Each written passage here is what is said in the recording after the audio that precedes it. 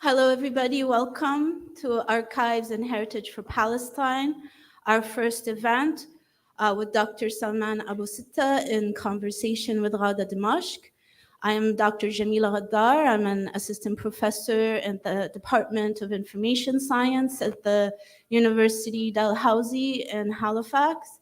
I'm very honored to be your moderator for tonight. I would like to begin our event with a moment of silence for the martyrs of Gaza, of Palestine, all those who have given their lives and fallen across the region and all around the world, fighting racism, colonialism, and oppression. Thank you.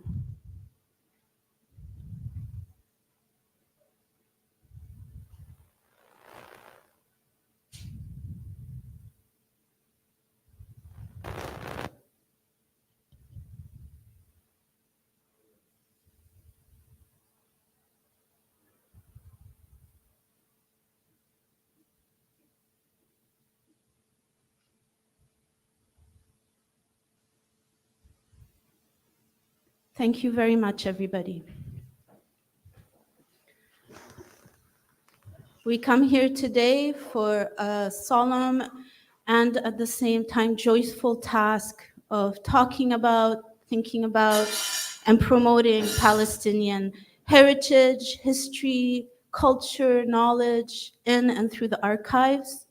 I would like us to begin with opening remarks by the director of the Palestine Land Studies Center here at the American University of Beirut, one of our key partners for this series, which I will let you know a bit more about after Dr. Rami Drake speaks. Please, Rami, come to the stage. Thank you very much.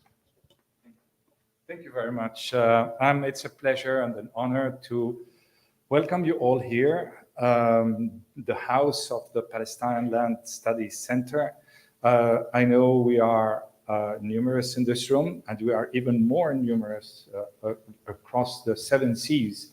I think there are over 700 or 800 people who have registered for this webinar, this hybrid event. I am the interim director of the Palestine Land Studies Center. Let me say a few words about the center. The center was created by a tremendous effort, which went on for several years by Dr. Salman Abu Sitta. He took the initiative of coming to AUB and offering his experience, and secondly, his scientific insights into the Nakba of Palestine and into the evolution of Zionist settler colonialism. And then he also offered the material that he has used over the years in order to develop his understanding and to share with us his extremely profound knowledge. So we have him to thank for being probably one of the few, if any, I think we may even be the only ones, apart from universities in Palestine, that have a center that is dedicated to the study of Palestine. In this study, we use archives. So when I came to be, and I'm not going to be interim director for a very long time. It's been 2 years. We started up the center, and we have recruited a new director, Dr. Zena Jalad, who will be here with us as of September. But when I came from agriculture. So agriculture and land were related, and I thought this would be something that would bring us together. I thought that archives were papers that no one could read except a few people. I have one of them here in the room, and are dusty and located in dark places, and are really, just a glimpse of a past that is long gone. I discovered after I met with Salman, I read what he's done, and after I started interacting with Ghada and with the other ladies, Dania and Zainab in the center, that archives are a very different thing. but there is a whole science behind it. And more importantly, and this I found out after I met with Jamila, with Dr. Jamila Ghaddar, I understood that archives are a tool of resistance, that they are not dead, that in fact they're alive. And that one of our big issues and big problems is that we didn't archive enough the 1948 Nakba. And this is why we're always trying to unearth everything we know. And then as this thinking was starting to evolve into the mind of a simpleton scientist, that's how I would describe myself, October 7 started. And we thought that this time we were not going to be caught with that. And since October 8, we have been relentlessly documented the Israeli onslaught on Gaza, documenting the names of people, what they do, every single shop that sells food, every single school, every single university, every single student who has died innocent, just with their blood and with their bodies defending their existence on this land. We have documented this. Social media today is a tremendous source of documentation of people. Citizen journalism has done what nothing could be done before. And under the guidance of Jamila, we have to thank her for that. And her experience, we are in the process of turning all of this digital documentation into true arms for liberation and resistance. And this is what the PLSC stands for today. Thank you.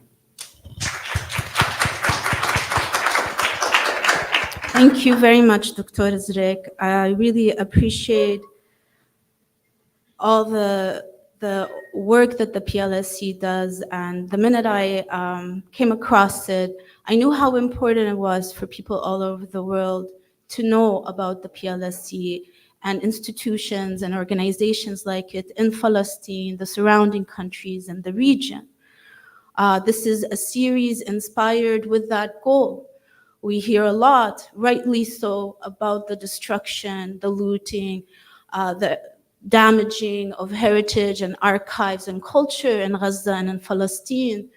But definitely, especially outside of the region, we hear very much too little about the endless, relentless, centuries-long work that Palestinians and Arabs and their allies have done to try to deal with this erasure, to try to counter it, to build a counter archive for liberation and return. So this is one of the aims of the Archives and Heritage series. This is the first event of the series, launched right here from Beirut at the Venerable Jaffet Library at the American University of Beirut. For all of you watching online, that's where we're coming to you from. And it's a goal of ours through this series to help surface, amplify, and connect the work of Palestinian and Arab memory workers and archivists with people all around the world, from the global south to the global north, who would like to support and collaborate and help counter the archival erasures and the censorship and the disinformation. And we're here to showcase people who are doing this work, so that you know who you can connect with, who you can collaborate with. Because I hear everywhere I go a great yearning and desire by archivists and heritage and information professionals to assist, and too little information and networks to do that because of the many decades of silence on the question of Palestine in our fields. As part of that, we promise to do our best to facilitate those collaborations and partnerships. You can always email us and connect with us for that. We promise to do our best through this series to provide you the education and resources and tools you need anywhere in the world to understand what is the Palestinian archive, what is the reality facing the Palestinian people dealing with this aspect of their history and its preservation, and to provide information and knowledge on what is that the ways in which the Palestinians have given rise to robust practices to be able to mobilize archives for liberation, for return. As part of that, we're going to start today with a few words from our partners. It takes many people to put on this kind of event, and I'd like to acknowledge our partners through having them come and bring some greetings, and I'll introduce them as we go through. We also have a reading of a statement being launched by archival professionals in solidarity with Palestinian archivists and memory workers after a 15-week reading group that was run by myself and Dr. James Lowry at the City University in New York. So we'll have a few members of the reading group come forward, announce the statement, read it, and we will be launching it then for signatures so that we can use that as a way to further bring networks together in solidarity and support with Palestinians, their archives, and their archivists. Following this brief part of the program, I promise it will be brief, we will then get to the real main part of the program with Dr. Salman Abu Sitta and Ghada Dimashk, which I will say now and I will repeat again and again. It's a tremendous honor to have them here with us to educate and share and discuss with us this important topic that has been at the center of both their lives for various periods. So with that said, I would like to begin by inviting our dear colleague, Fatma, from the American University of Beirut Libraries to say a few words. Fatma, thank you so much for hosting us here. Good afternoon, everyone. And I'm speaking today on behalf of the library. The library director, Dr. Luqman Maho, asked me to do that. And I start by welcome you all very warmly. And I tell you that it's the privilege and it's our privilege to be hosting this event today in the university library, which is featuring the Archiving Palestine and hosting who else than Dr. Abu Sitta, who is a very well-known expert and well-spoken activist on the Palestinian Nakba.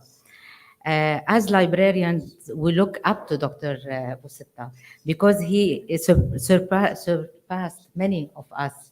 He is a brave and tireless archivist whose work surpassed the works of many university libraries and research centers trying to document the modern history of Palestine. Personally, I see Dr. Sitta as a hero from Gaza who amazes us with his ability to resist and fight back in his own way, collecting evidence of land dispossession and people expulsion, and proactively formulating a practical plan to return for Palestinian refugees. The university libraries has and always will continue to support the work of the Palestine Land Society, processing the collections donated by Dr. Abu Sitta. At the university libraries, saving Palestinian heritage has always been our choice and our duty. In 2011, we have worked on processing 1,000 hours of oral history interviews with Palestinian refugees around the subject of Nakba.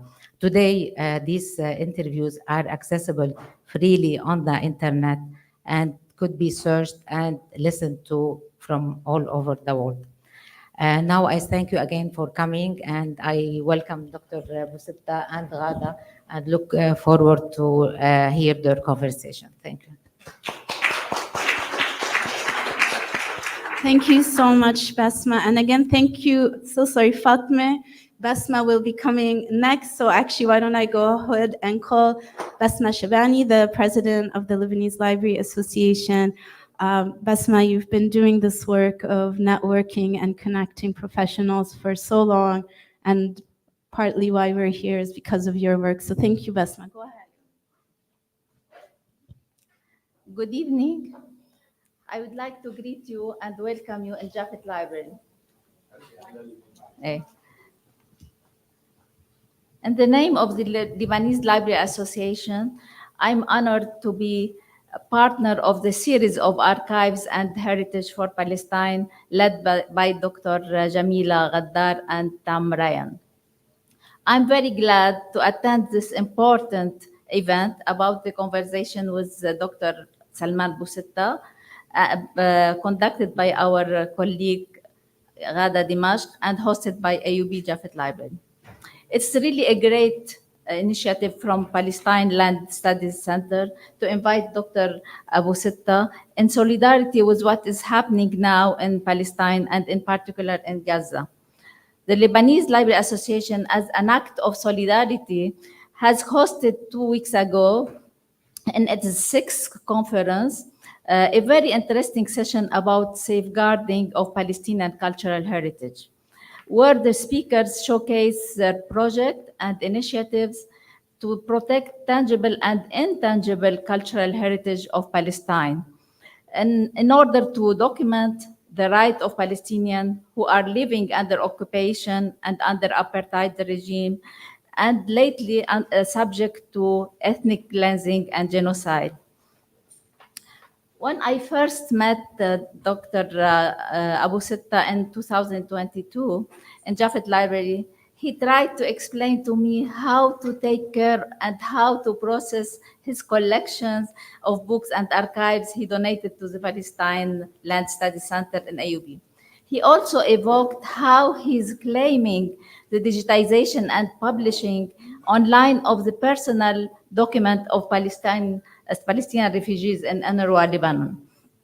He's not only a scholar and author of 400 articles and books about Palestine question, but also an activist for the right to return of Palestinians to their own land they forced to leave after massacres committed by Zionist terrorist gangs of Haganah and Stern. In sum, Dr. Abu Sitta is an archivist by nature.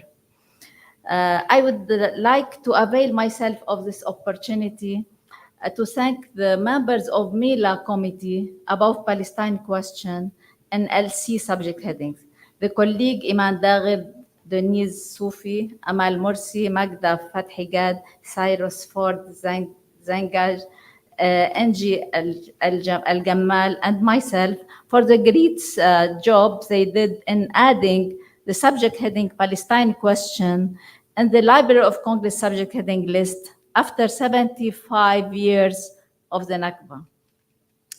Thank you all for coming. I leave the floor now for our online participant and to Ghada Dimashk to explore the treasure of Dr. Abu Sitta. Thank you. Thank you so much, Besma. We just had the most incredible conference for the Lebanese Library Association, a week ago? And I want to go on record by saying it's my favorite library conference I've ever attended anywhere in the world, and I've been to many. I'm very honored and pleased to share with everyone that Dr. Fadlu Khouri, the president of the American University of Beirut, is here. I wonder if I could put him on the spot to say a few words, if you don't mind, Dr. Khouri, please. Thank you. Thank you very much. I'm going to be brief because so many appetizers before the main course, one gets satiated. I will go back to our first meeting, Dr. Salman, about 8.5 years ago, shortly after I started, when I tried to make the case, which fortunately eventually with Dr. Baalbeki was successful, that the Palestine Land Studies not only are safest at AUB, but they belong with AUB and they belong to the world, but they're best propagated here. I think I used the phrase, if memory serves me, of Totschweigen. Totschweigen is the German expression for the erasure of history. And sadly, because it looks quite interesting these days, I remember saying specifically that even if you put these archives at Columbia University, the wrong thing happens, an electrical fire, and they're gone. And I felt they would be not just safest here, but they would be most widely used here because we will make them available to the world.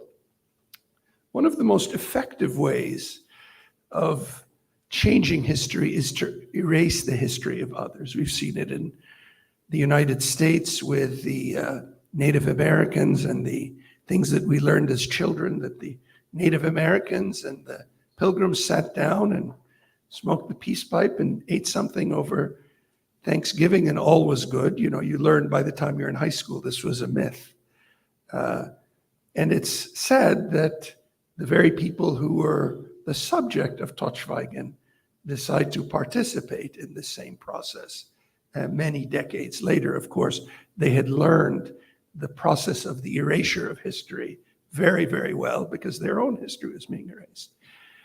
That's why it's a particular honor and a privilege to have this center here. We have a conference in a few weeks. Dr. Abu Sitta will be back. I think we sent a clear message against Totschweigen with the selection of this year's honorands. But I believe that generations to come will realize just what an incredible gift Dr. Abu Sitta has given them. He's given them the foundations for a long, long series of studies, but also for a message of hope. So with that, I want to say thank you. Thank you to the committee. Thank you to Rami, who served selflessly for multiple years until we finally found a director of the Palestine Land Studies that both this fairly critical and selective gentleman, friend of mine, and I and the provost and everyone are happy with. But Rami has continued to be occupied day and night by our conference on rebuilding the health sector in Gaza. He's actually working with Martin Nejm to put together the program. And I hope that in that conference, which is about the future, we will recognize the treasures of the past that you have gifted us. So thank you.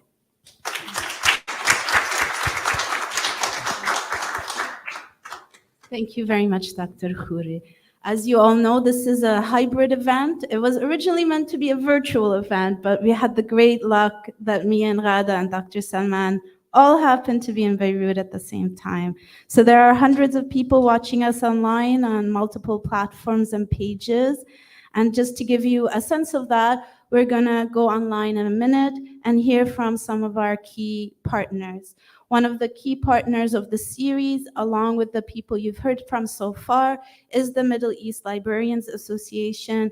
And I'm very glad to have greetings from the president, Heather Hughes. So we're just gonna switch to looking online and on the TV, and for everyone online, you just keep doing whatever you've been doing. Hello, everyone. Let's see.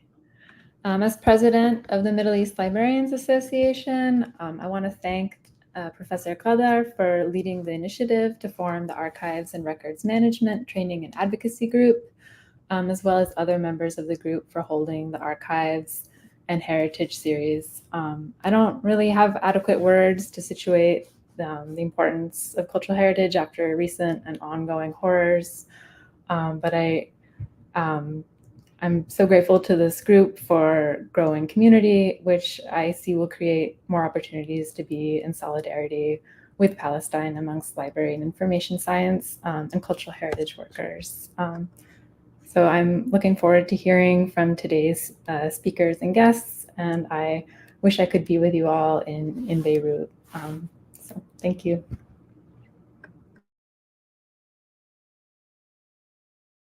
From our online team that there's some incredible comments coming in from librarians, archivists, and people from all over the world. Unfortunately, it's hard to see that in person here, but we'll try to share some. Now we're going to go and hear from Dr. James Lowry from another key partner organization, the Archival Technologies Lab at the City University of New York. Dr. James Lowry, the virtual floor is yours. Please go ahead. Thank you so much. We are really proud to be working with so many accomplished scholars, activists, archivists, and librarians. And I want to express my thanks and deep gratitude to Dr. Jamila Ghaddar and to Rayan, both for organizing this important series, but also for bringing me and others in the US and elsewhere into community around this topic. They are both, Jamila and Tam, both leaders in anti-colonial thinking in archival science, so it's really an honor to be working with them. And of course, we are deeply honored by the presence of Dr. Abu Sitta, whose work has been foundational to so much of what is happening today. I'm sure that we will receive an education listening to the conversation between Dr. Abu Sitta and Ghada Dimashk.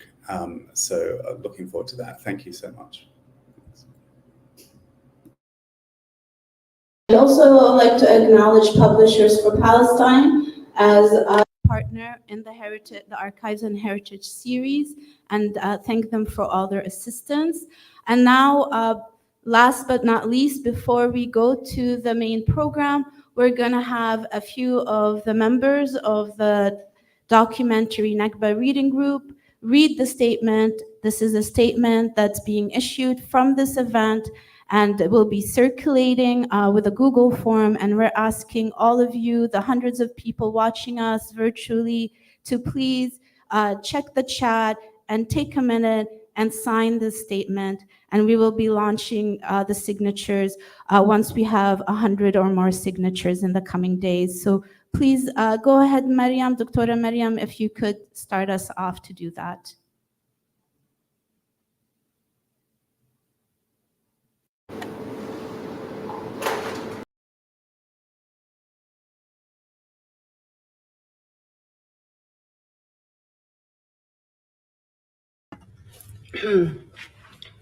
Thank you for your patience. We're going to be reading a statement titled "A Call to Archive Against Genocide, Archivists and Memory Workers in Solidarity with Palestine and Palestinian Colleagues." The statement begins with an excerpt from a poem titled Urgent News of the Death of Hiba Abu Nada by João Melo, translated from the Portuguese by Grace Holleran. But when I read the last words of Hiba Abu Nada before she died, I was moved to spread this news before her banner could be censored by those who defend selective liberty. And he quotes from Hiba Abu Nada. If we die, know that we are content and steadfast, and convey on our behalf that we are people of truth. End quote. We are witnessing daily a genocide across Gaza, live streamed to our screens now for over 200 days. We are witnessing the mass starvation and displacement of an entire population within a besieged territory, the vast majority of whom are refugees from elsewhere in Palestine after a century of colonization and ethnic cleansing. We are witnessing the systemic destruction of schools, universities, hospitals, churches, mosques, homes, and civilian infrastructure. We are witnessing the cultural and information dimensions of this horror. The wholesale looting, burning, bombing, and destruction of archives, libraries, museums, archaeological sites, records, historical documents, manuscripts, lived environments, and other material and immaterial traces of Palestinian culture and history on the land. This archival erasure is not an exceptional moment in Palestinian history. The recent bombings of the Central Archives of Gaza City, the Rafah Museum, the Omari Mosque and Library, the Edward Said Library, the Al-Aqsa University Library, the Islamic University of Gaza Library, and countless other memory institutions in Gaza take their place in history alongside the Khalil al-Sakakini collection that was looted in 1948 for the Hebrew University, the American Colony Studio Archive in Jerusalem that was looted in 1949, the Palestinian Archaeological Museum that Israel appropriated and renamed in 1967, the Palestinian Research Center in Beirut, which Israel looted and destroyed in 1982, the Arab Studies Society Archive, which the Israeli government confiscated in 2001, and the Khalil al-Sakakini Cultural Center that was vandalized in 2002. Archival erasure and epistemic violence are a colonial tool to reinforce a false perception of Israeli historical legitimacy. The destruction and looting of archives and records repositories, alongside information censorship, historical misrepresentation, and heritage destruction, aim to erase the Palestinian people both figuratively and literally from their ancestral and unceded land so it can be claimed by settlers. Alongside the crimes commissioned by the Israeli state and its allies, supported by white nationalist and settler colonial states and institutions like Canada, Australia, and the United States, we are witnessing the crimes of omission, the silence of the majority of archival and records associations, scholars, departments, and institutions across the global north, a term used here to refer to states, elites, corporations, and other powerful actors anywhere in the world characterized by or benefiting from exploitation, oppression, and neo-colonial relations. As professionals, scholars, and students of archival studies, as well as aligned memory and information professions and disciplines, we issue this letter first and foremost to express our solidarity and support for our colleagues in Gaza and across Palestine and the Shatat, and for their families, friends, and communities whose suffering, courage, resilience, and commitment has astonished and galvanized the world. Palestinian colleagues we have lost to Israeli violence include Abdul Karim Hasha, Bilal Jadallah, Dua Al-Masri, Dr. Jihad Suleiman Al-Masri, Iman Abu Saeed, and Marwan Tarazi. In recounting their names, we commit to remembering them, sharing their stories, and continuing their work to preserve the Palestinian archival memory, knowledge, history, and culture. We issue this letter to call out the silent complicity of archival professional and academic institutions and spaces, and the hypocrisy and racism that underpin this silence. We call on educators, researchers, scholars, institutions, and power brokers in the archival and aligned memory and information fields to end the prevalent disregard and erasure of Palestine and Palestinians in our spaces.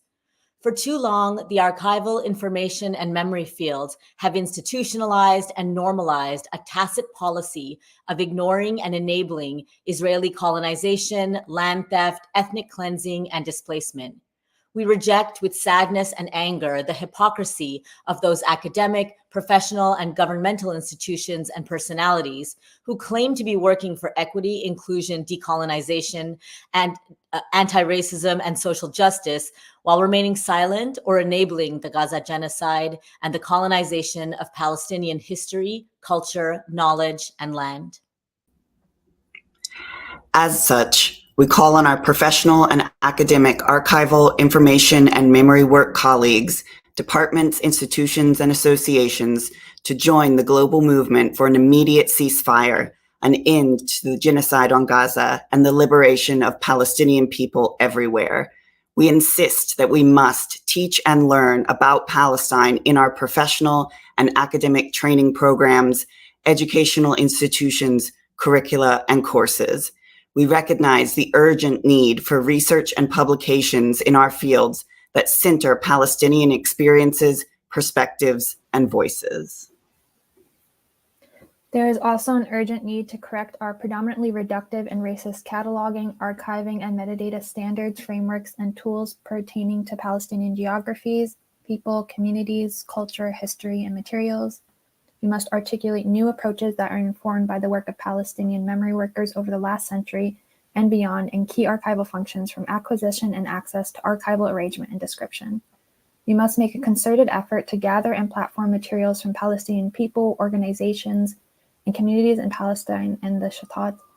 And finally, our calls for increased access fall short if we are not also supporting the return of stolen and displaced archives and records to Palestinian memory workers, institutions, and communities, so that the Palestinian people can exercise self-determination over their own material worlds and story. It is our responsibility to boycott and divest from all academic, cultural, and other Israeli institutions and organizations complicit through acts of commission or omission in the genocide, including those who refuse to speak out against Israeli war crimes and apartheid, those that receive funding from or collaborate with the Israeli state, and those who work with or have relationships with the Israeli military.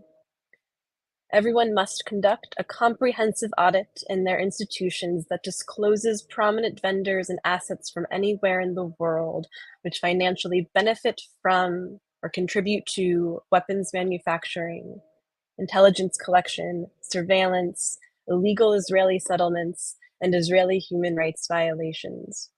Make a commitment to divestment and your complicity in Israeli genocide, war crimes, and other grave violations of human rights and international law by boycotting and divesting from all those enabling and profiting from these crimes and violations. It is our responsibility to support colleagues facing censure and institutional discipline for speaking up for Palestinian rights and against Israeli settler colonialism, apartheid, and occupation. We must defend the right of everyone around the world to academic freedom, freedom of speech, and the right to assemble and organize against genocide, colonialism, and apartheid in Palestine and beyond. In this urgent moment, this is a call to all of our colleagues around the world and all those who oppose colonialism and racism to mobilize all our knowledge, expertise, skills, resources, and privilege to counter the cultural dimensions of the Gaza genocide, with the goal of preserving Palestinian history and memory, and, most importantly, of stopping the genocide and settler colonialism perpetuated on the Palestinian people. At its core, this statement is a call for all of us to practice our profession ethically and archive against genocide. Thank you.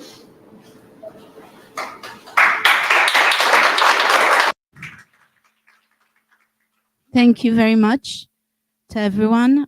Please, online, just remember, click in the chat, sign the statement, forward the statement, and join the movement to transform archival science and end our complicity in genocide.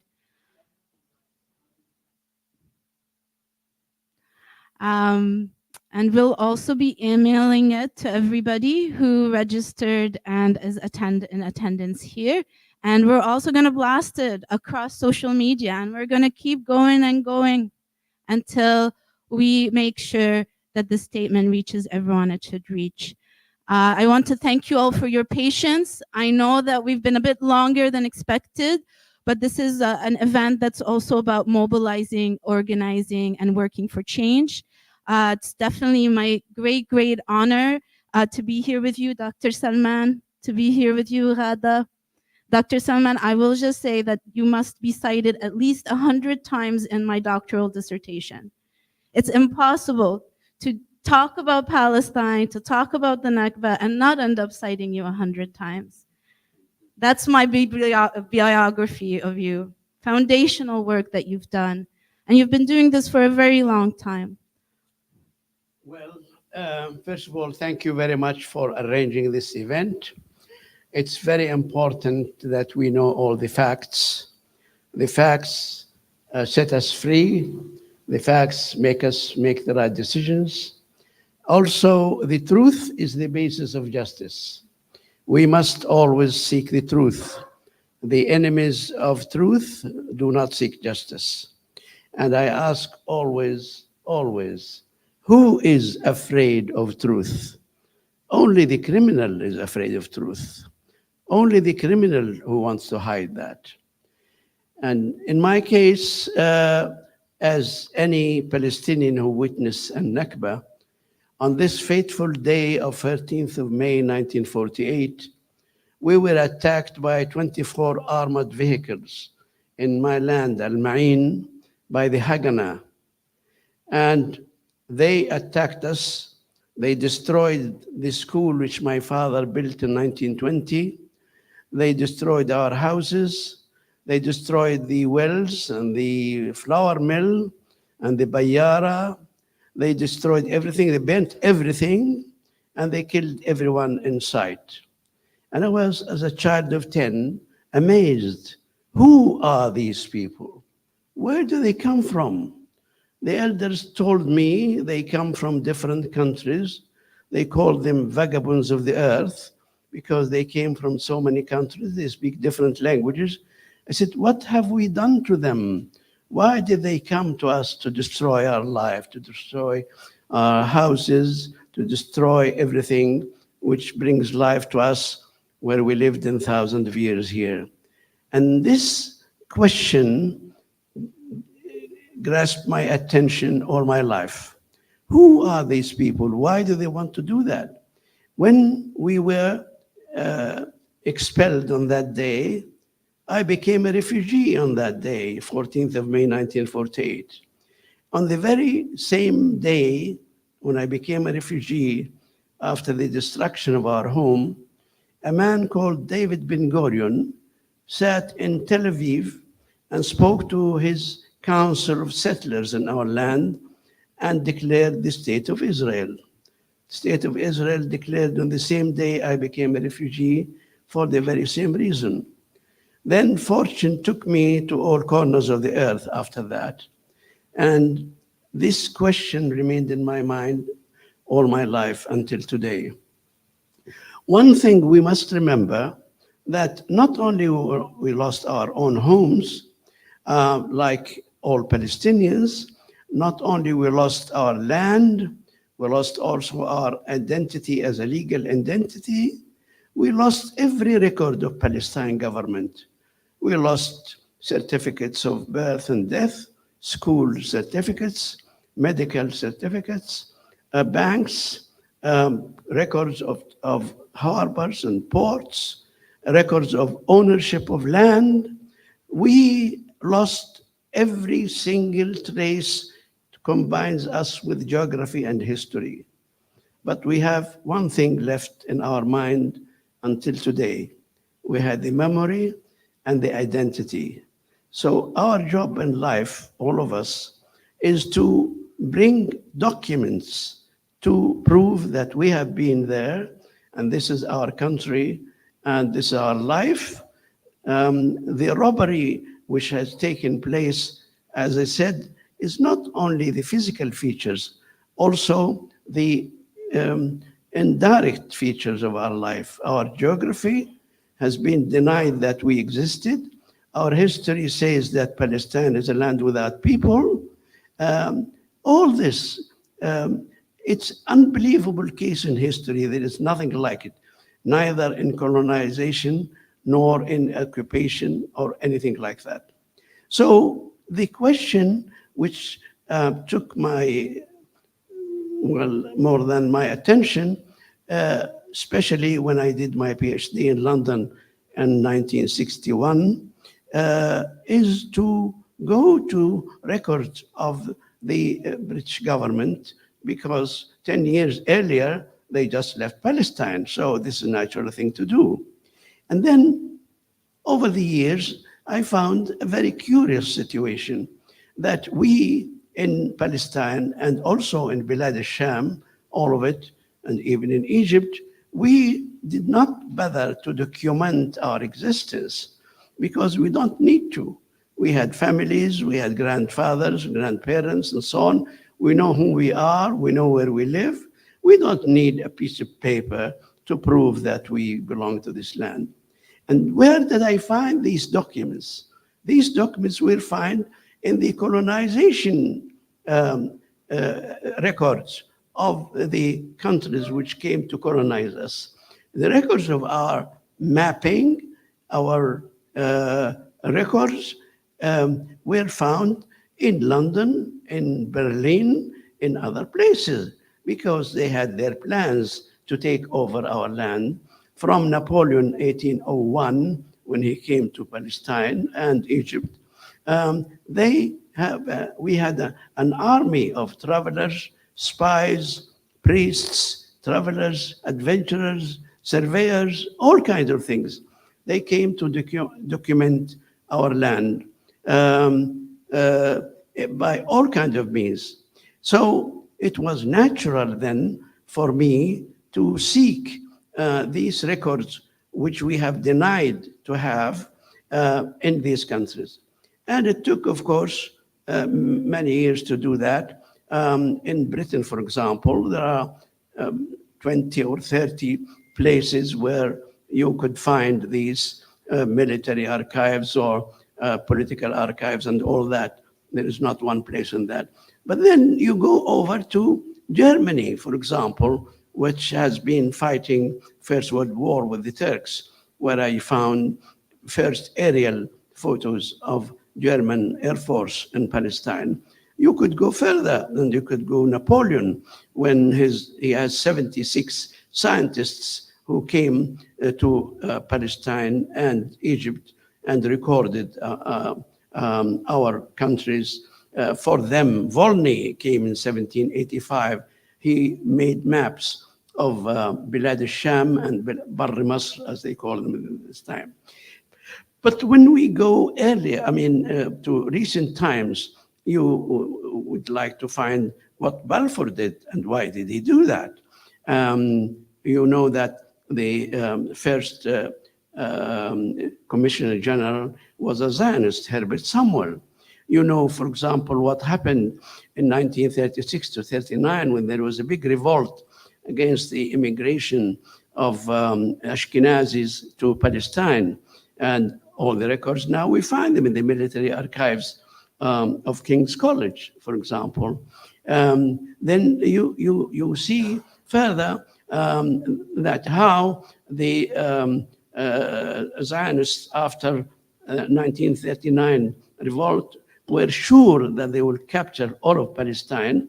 So they started planning to invade and take Palestine in 1942 in a conference of Biltmore, in which 600 Zionist leaders met to create Commonwealth, Jewish Commonwealth in Palestine, where the British were there.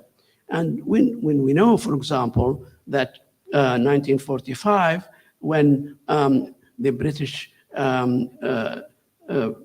began to think of leaving, the Zionists attacked them. They attacked their erstwhile benefactors because they don't need them anymore.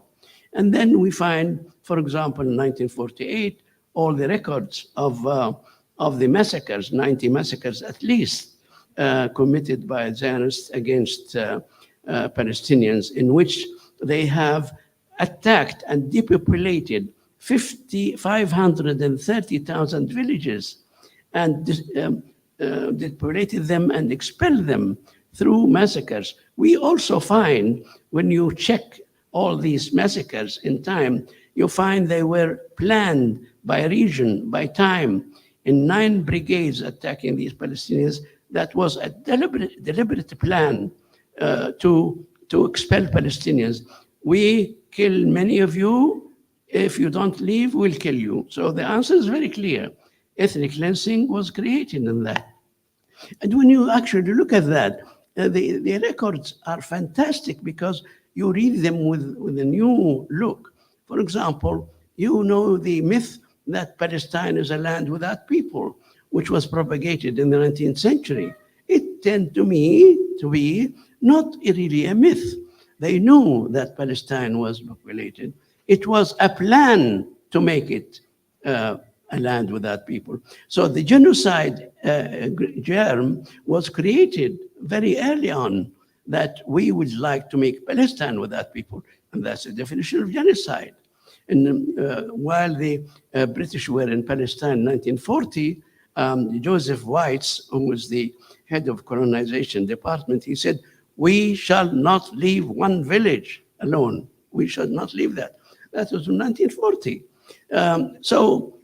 When you actually go around, you'll find, for example, in the United Nations Library, a very important documentation about the massacres written by, I have the records of them, you have them now, the United Nations truce observers, who are UN officers, mostly Europeans.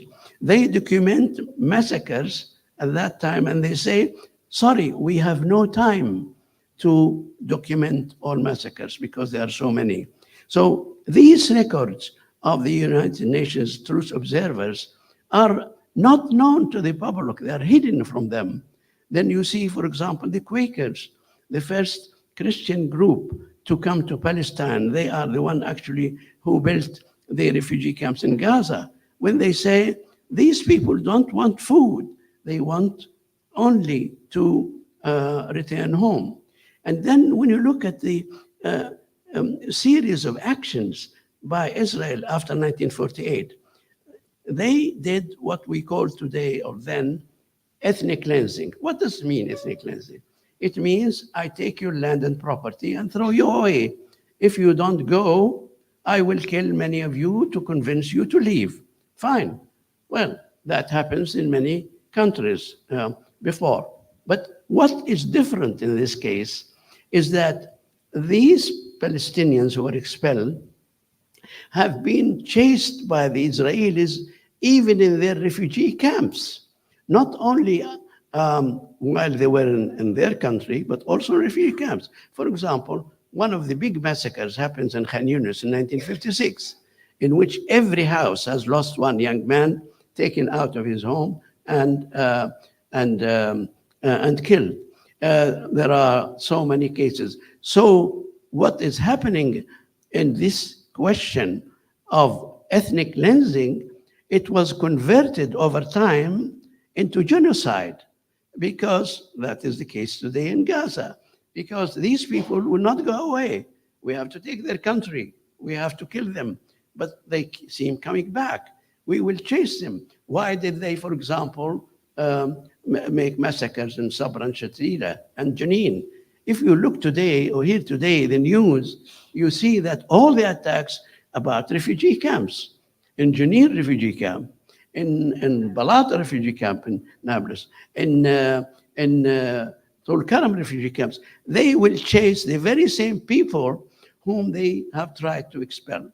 Now, therefore, documentation is the proof, not to us, to the world who supported them. We take the records from the West and tell the West again, look, the record, your record, show what I told you all the time. You didn't believe me. Now you have that record. And therefore, you have no excuse. If you ignore the truth, then you are on the side of the criminal. And that is the reason we created this archives in this center. Thank you, Dr. Salman. Thank you so much. There's no doubt that the archives of the Western powers are full of records and evidence of colonial crimes all over the world. But something different happens when we get our hands on them, eh? They don't just sit there, hidden in basements, doing nothing. They actually can be connected to the people they're about for the ends you're talking about. So thank you for doing that remarkable work. Ghada, what do you want to add to this conversation? First, Dr. Salman, I want to tell you that I'm so proud and I'm so honored that I had the chance to learn more about the Palestinian case, to document the Palestinian case and archive the Palestinian case through your collection. And I can say that I have learned a lot from you in this matter. During my cataloging and archiving, I kept asking myself, you are an engineer. How come you decided to go and start to become a collector archive? Is it because, as you said, the struggle against your identity, erasure of your identity? How did you deal with the erasure of your identity? You faced this many times in London when you issued a card for you, and there was that your nationality part uncertain. They wrote uncertain. When you asked about maps, and you said, I need a map about Palestine, and they said they don't know what's Palestine, and many more incidents. This is one question. My second question is, have you ever encountered obstacles in reaching archive about a Palestinian archive in the West? Thank you very much. I repeat this story all the time because it touches my heart. I was doing my PhD at University College London from 1961 to 1964. And we, at the time, were given a card called Aliens Card to allow us to stay in. And so one day I went to the Home Office to renew my card. And I renewed it, and I looked at it after I left, and then it said, next to nationality, uncertain. So I came back, I went back to the desk of the officer. I said, what do you mean? I am Palestinian. My father is Palestinian. You know that. You are 40 years old. You must have served in Palestinian government 10 years back. You know that. He said, and he looked at me, and said, sorry, young, sorry, it's only a formality. I am uncertain. By whom? By Britain, which made Balfour, and we did that. So that was, of course, a big shock. But it did not deter me, because the search for this was, to me, a lifeline. When you collect all this data, as an engineer you mentioned, after some time I said, what do we collect that data for? Just for history books? No, we must make it the foundation for the future. So why did people in the West, colonial West, send emissaries and surveyors in prelude to occupy our country? So if I have this data, then I should be able to try to recover my country. Not to me only, but to all the others. So when we accumulated this data, now, of course, we have new methods like GIS and statistics and all that, which is a great effort. So what I wanted to do is two things: land and people. Land is Palestine, and we the people. And so the element of land was necessary to know land we lost. So we made a lot of studies over the time, and we created the Atlas of Palestine, 1917 to 1966, because it is the period which includes the mandate, the Nakba, and thereafter. I said 1966 because I wanted to avoid 1967. And over time, let me tell you one thing. When this atlas appeared in 2010, many Israeli universities bought it and got it, and I know that. And believe me, not one of them made any question about its accuracy. Benny Morris, the historian, wrote 3 reviews of the atlas, and in the end he said, well, the author wants to reconstruct Palestine. Thank you very much. Yes, this is what I wanted. So, but he could not say this is wrong or this marvelous. And that's why it appeared thereafter, the atlas in Arabic for us to know, and also in Spanish, and recently in Russian. We had another atlas. It's called Atlas Palestine 1871 to 1877, which is to me very important because it really relates to Palestine 1900, in which there was no Zionist colony in Palestine. There were, of course, Jews in Al-Quds as people, but there was not a plot of land when it says there is that. So this is important. Now, this is the land. Now we need to know the people.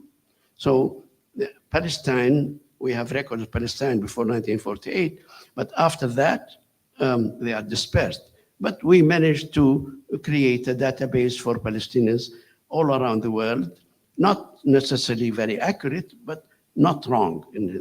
Then the last question of this, here is the land, here is the people of the land, who is occupying their land? So we made a study of the immigration, Jewish immigration in Palestine. We know where they come from, Of course, they come Ashkenazis from Europe before 1948. And then from 1950 to 1960, they came from Arab countries. And in 1967, they came from Europe. And in 1990, they came from Russia.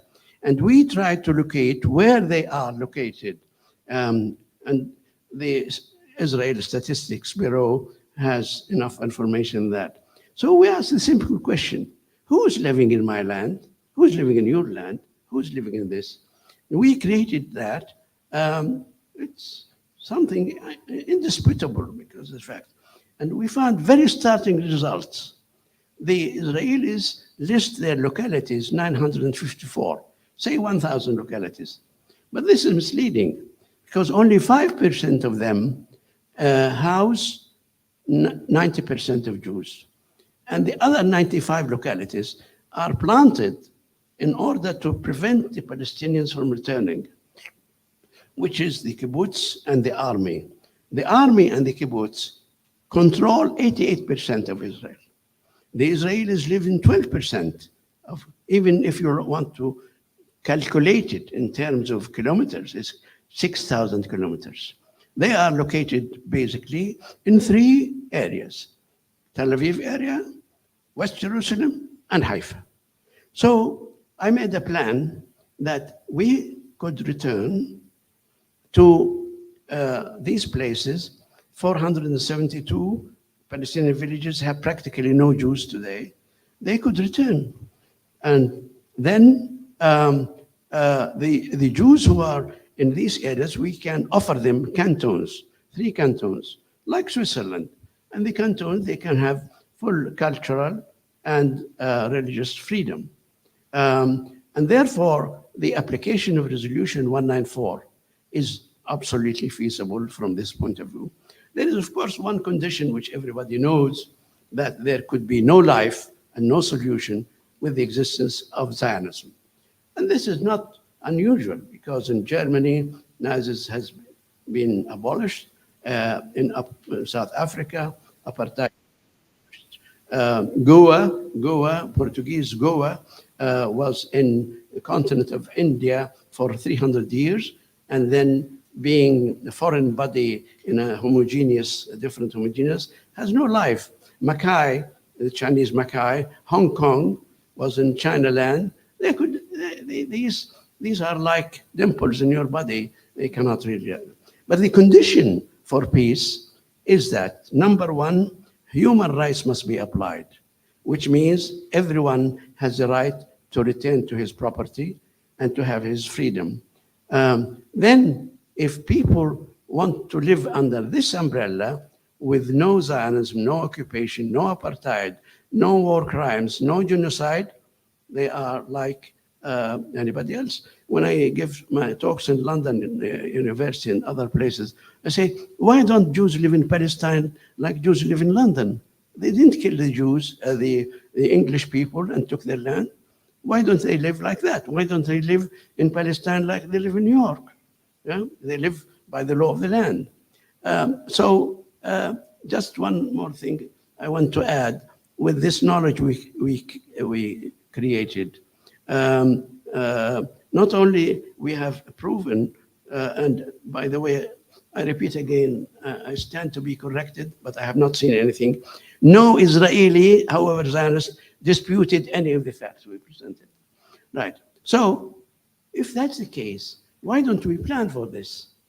And then, well, if refugees can come from places, we have their names, we can know everyone from which village, he's now in which camp, and where he can go back. And we charted road maps, never more than 30 or 40 kilometers.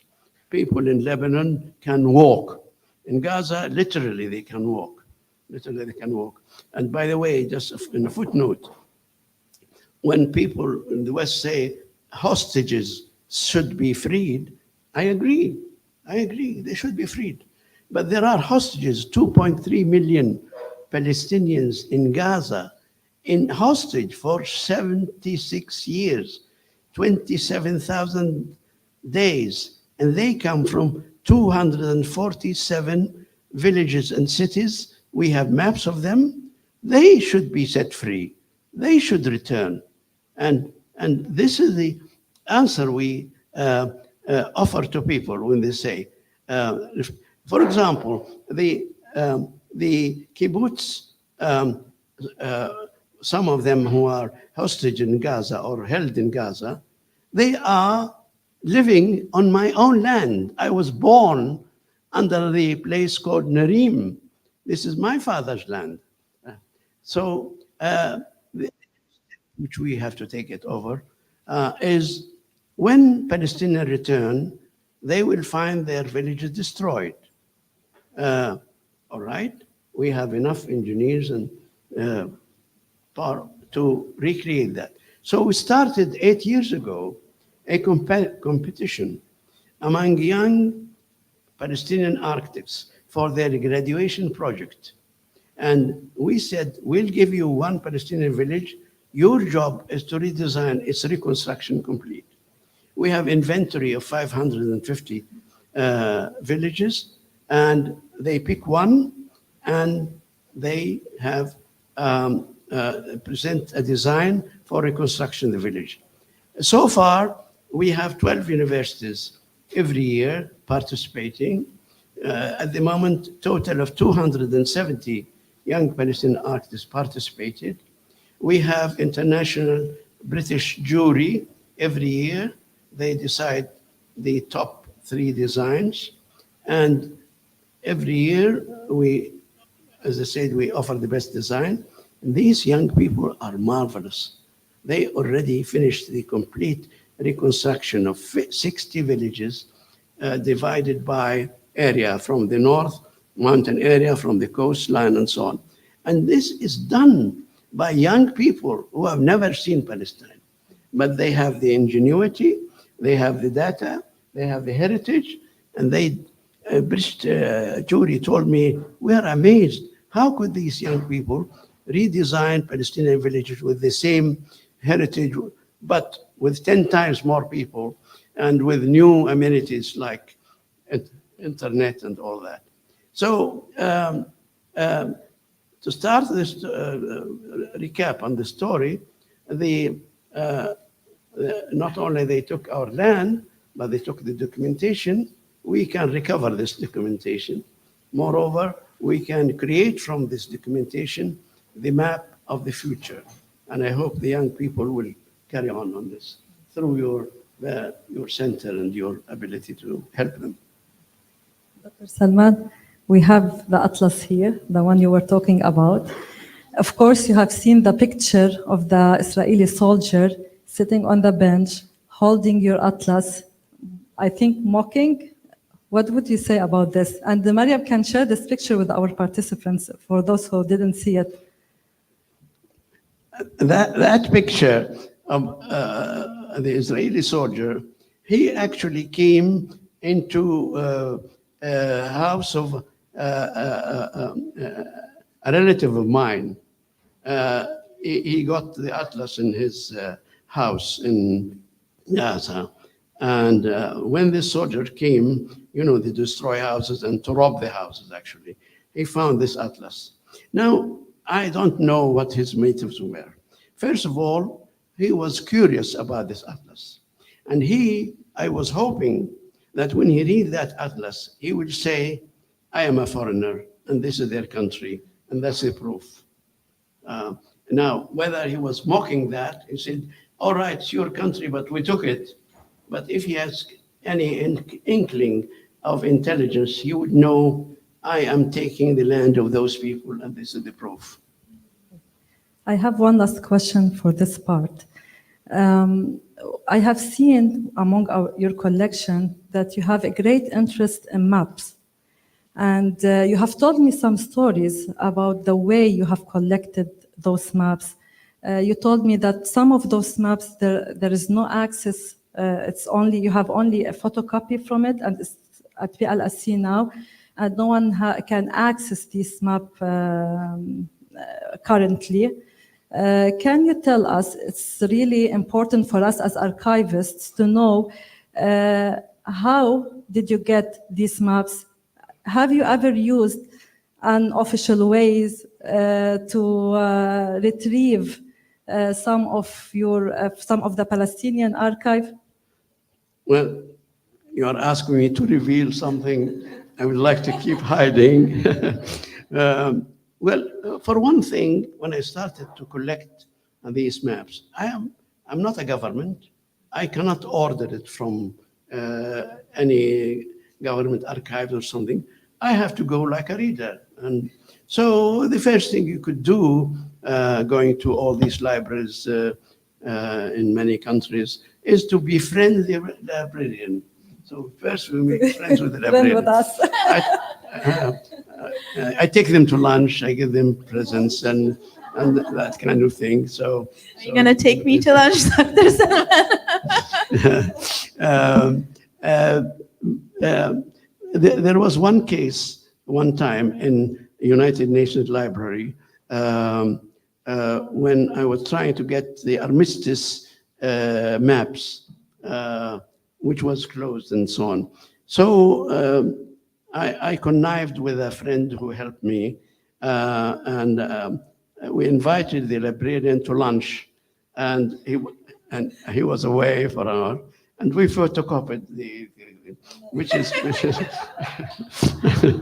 yeah. But there is something more interesting than that. I learned that the British, before they left, they took many aerial photos of Palestine in 1945.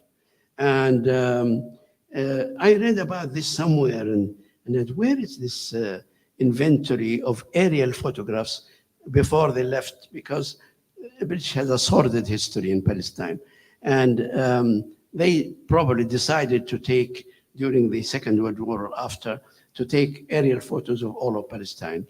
And then, I don't know where they are, but I found them. It is in the library with the Royal Air Force. And where is that? It is in a village somewhere in the country, West Country of England. And when I tried to reach that, it says joint forces, which means that the Air Force can only deal with similar Air Force in other countries. They exchange information. So I said, well, let me sit. I wrote a letter and I said, I need 2 photographs of some place, which is my birthplace. There was no reply. And then someone said, remind them. So I thought, I'm a planner, and I wanted to know this piece of land as a planner, how it was and how it is. I just need 4 photographs only of my land. Then I called I telephoned the person, a corporal replied to me, and he said, why do you want this? I said, I'm a planner, I'm comparing the aerial photos before and now. He said, I'll call my superior officer. And I was waiting. It was probably 20 seconds or 1 minute. It was like eternity. What's he going to see? And he said, yes, but we need a letter from the country controlling this land, which is Israel, of course. I said, look, this has nothing to do with Israel. This is British Aerial Survey. You took it, and you are the owner of this. He said, I'll consult my superior. And after a little while, he came back and said, well, we'll give you these pictures. And then he gave me a reference number so that I called for this. He gave me a contract number. And from this contract number, over several months after that, I obtained 10 pictures, 20 pictures, 30 pictures, 40 pictures. There is no need for approval because I have a reference number till I got 5,000 aerial pictures with you. Yeah. Okay, you've teased us enough. I have Tell another us idea. what's in the collection. Yeah, I have another idea now. I have to document the way you tracked your archive. This is very important. It's an ongoing process, you see. Yeah. We should not stop that. You know. Yeah, you have faced a lot of obstacles, right? And you were sometimes unallowed to retrieve your own archive about your own history, about your own land. Yeah, we find a way. We find a way. We should not tell so many secrets, but this process is going on right now. Some people are helping. So no, but we got what is sufficient now to know our situation. The question I must leave with you, especially you as archivists, it's extremely important that you make this information known to be acted upon. Acted upon. The first step to act upon is to make it research for young people. But more importantly, it should be the material for the decision makers to, now we have ICJ, International Court of Justice. We have the International Court of Criminal Court. Now, all this material is very useful for them, very useful for them. For example, South Africa is taking Israel to International Court of Justice. And the Israeli side say there is no intent for genocide. There is killing, but there is no intent of genocide. So I sent bag of documents, not bag of documents, file like that, to South Africa, showing that the intent is definitely in the history, real history, and it is never not the case. It's always the case. So what I'm trying to say is, I hope through you that the researcher or young people, even decision makers, make use of the data, not just hide it in shelves. So make use of that to create a better future. Yes. There is a nice story you have told me once. You bought a box, I think from the British government, and you said you found a copybook inside. A copybook that includes the names of villages.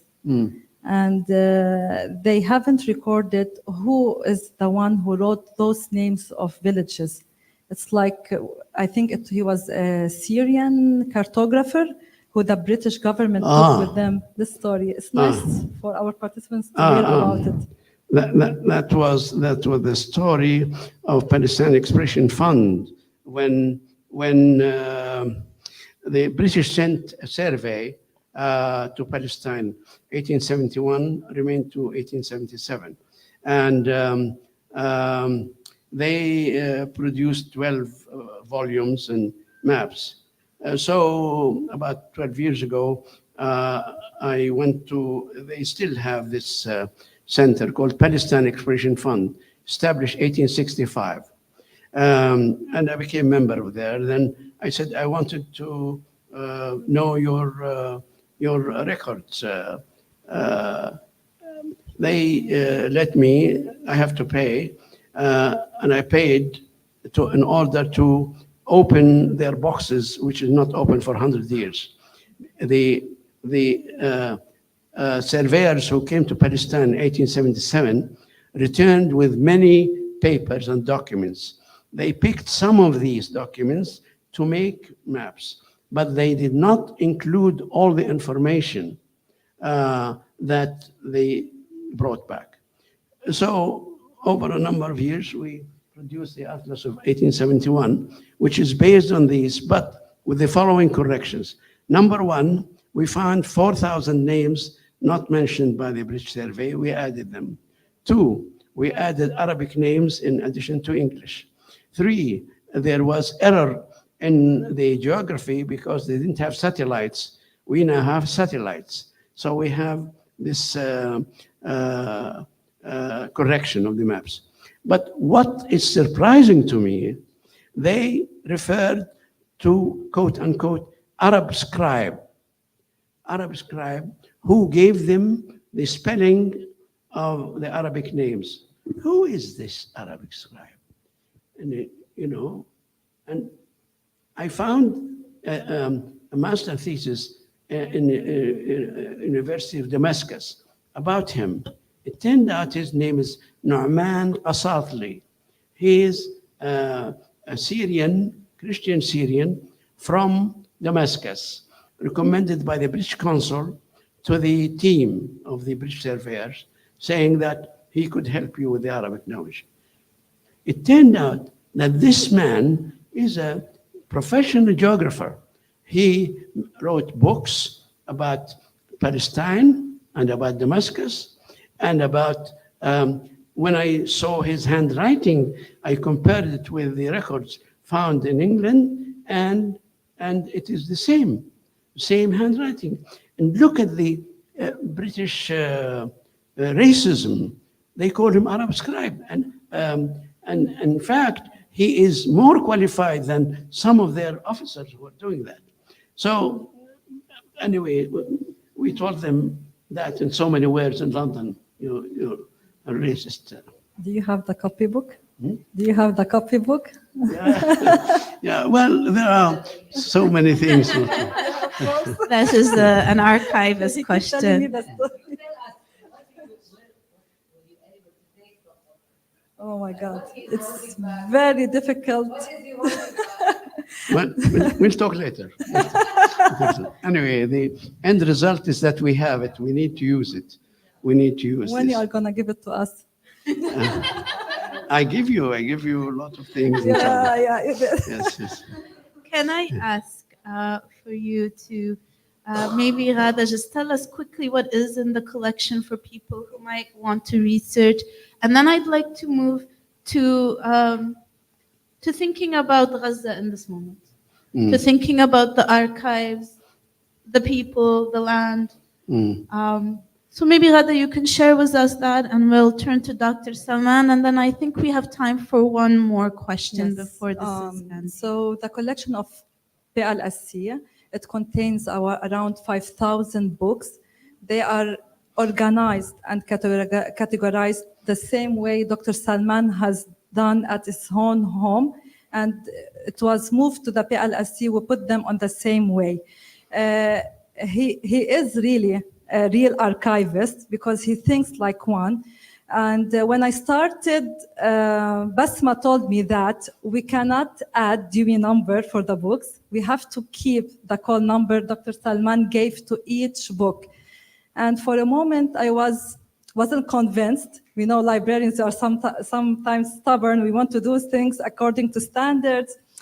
And then when I started shelving the books, I found out that he did it. He did it, but he's not using Dewey, but those books are gathered together, same topic at the same shelf.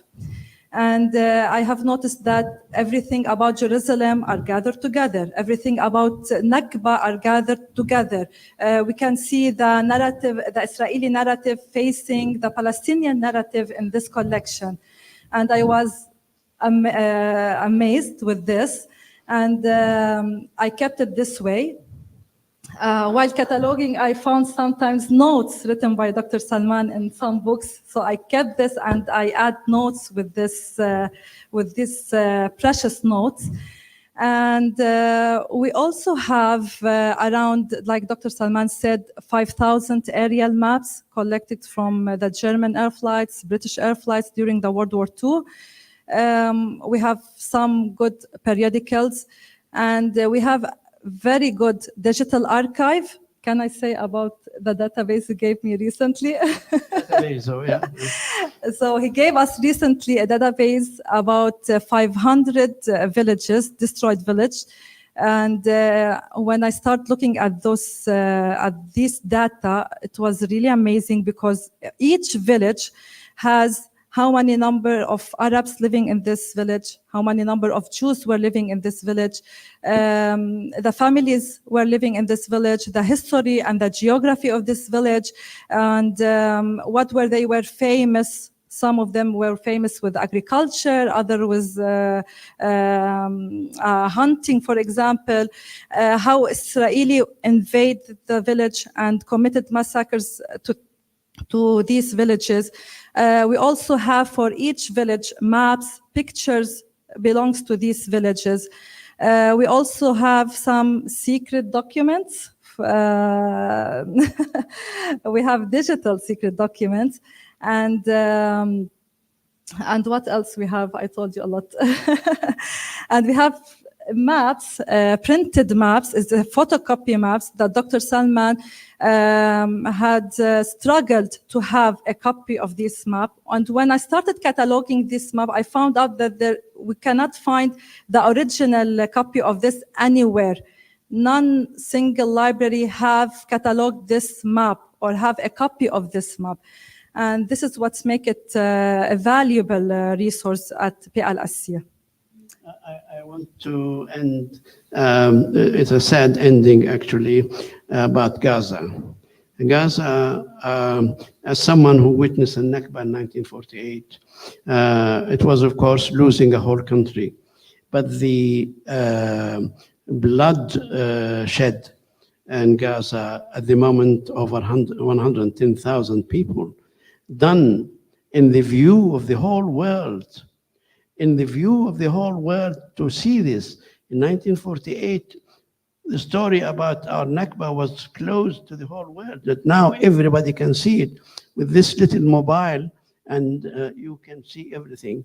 This is a big change, but what is so tragic, that although this picture is known to the whole world, although the International Court of Justice made sittings on that, and the International Criminal Court is calling Netanyahu to be called, in spite of the fact that the United Nations met 3 times and their act was nullified by a US veto, and now there are so many things. This is unbelievable, unbelievable that everyone in the world should really stand up for that. And you really can also, in comparison, see the F-16s and the tanks and the Merkava and all that for more than 200 days, attacking people who have not even a single tank, and yet they have not surrendered, and they are causing them damage from time to time, and they have not any Arab country stood more than 7 days in their wars, and they have 220 days. So the question is not only the sacrifice, what are we doing?